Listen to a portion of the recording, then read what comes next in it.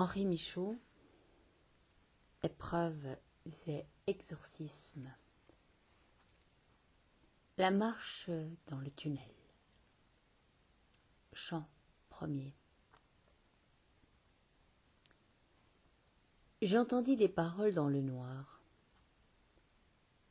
Elles avaient la gravité des situations périlleuses au cœur de la nuit, entre personnages d'importance. Elle disait ces paroles dans l'ombre obscure. Elle disait avec confusion, elle disait toutes « Malheur, malheur !» et ne cessait pas, criant toujours « Malheur, malheur !»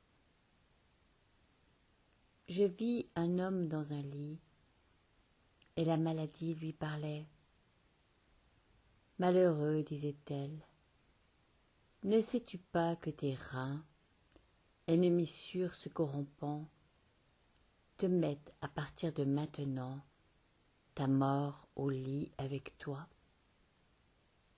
Tu sauras plus tard mon nom, mais le bec de l'oiseau urinaire en toi commence à piquer, et tu payeras cher le petit peu que tu as eu. Puis j'entendis une voix plus forte qui dit « Va, ne t'attarde pas, ici n'est qu'un homme. Ailleurs ils sont des milliers et des milliers de fois, des milliers et plus encore.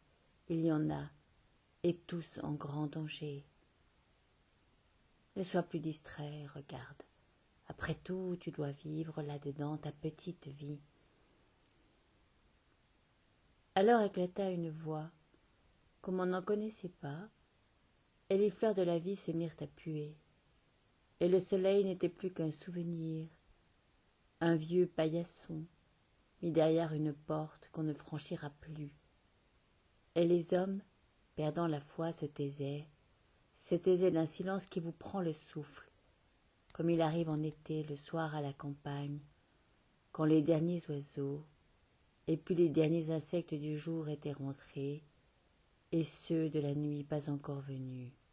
Il se produit soudain un silence tombal. Dès ce moment, la mort, ses fauchées furent grandes. Des trous énormes se formaient d'un coup comme des collines retournées.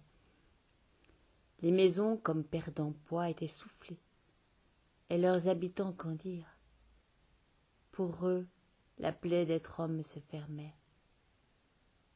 En vain, on grattait à la porte de demain et le présent hurlait. Il fit froid cette année.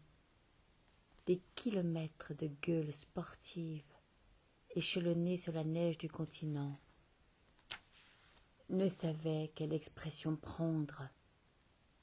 La bise de l'hiver trop dure pour leur métabolisme basal soufflait souverainement.